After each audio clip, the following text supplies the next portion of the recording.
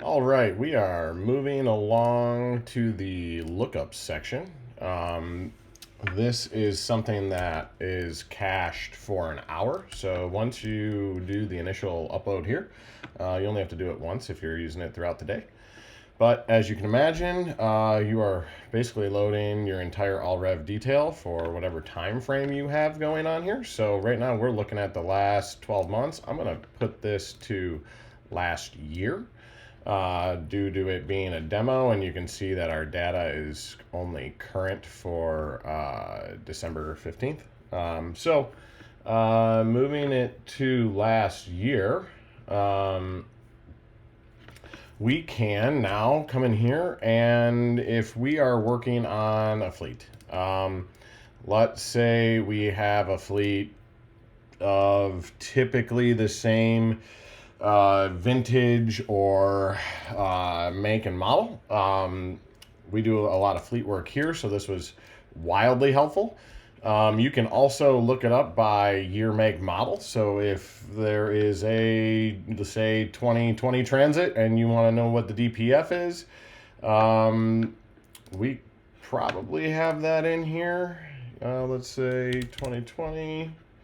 Actually, I'm going to leave the model year blank just because I don't know. Ford, we can say Transit. I'm going to go ahead and select all of them, a quick search, DPF, and we have an EGR valve repair. It looks like we haven't sold a DPF, but the general sense is that we can start to copy and paste stories and easily build out estimates very, very quickly. I can do something that I know we have some more experience in. Let's say, for example, here is one that I actually watched a guy do yesterday. So if it was a Freightliner and I wanted to search a one box, I'm going to just put one because less is more. Okay, looks like one box needs to be replaced. Here we go, 2014 Cascadia. If I wanted to copy and paste a story, modify anything there, I've got a part number quick. I know what I sold it to this customer at previously. I know what we quoted them in labor hours. I can quickly capture this, help the mechanic get the parts he needs faster, and save a ton of time at the service writer level, and instantly build an estimate that can go out. So the same thing here works for just about everything, right? So anything in my data set that I've done previously, I can find parts this way. I can find stories.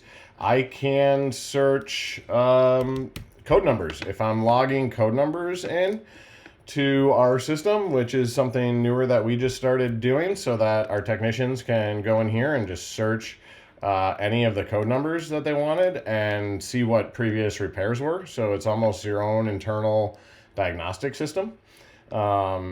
Really, really, really helpful. This has enabled us to go to one service writer per 10 technicians. Same thing here for a parts lookup. I could search any year, make, model and search a knock sensor, and it'll list every knock sensor that you sold based upon what the unit setup is. And really, really helpful to, especially like on something like this, like a Hino, right? If I was searching for a Hino knock sensor, really difficult to get Hino on the phone, find part numbers. I know what we sold it at. It gives me some great visibility as a service writer on expected labor time stories and easeability in finding part numbers in your own data set. So that is the service and parts lookup function in a nutshell. Again, we can easily go to an all-time data set, and in that instance, you're depending on what you have, you could be looking at tens of thousands of records. And once it's cached, it is super, super fast, looks it up instantly, just as you're typing. So more functionality on that, and yeah, hope that makes sense.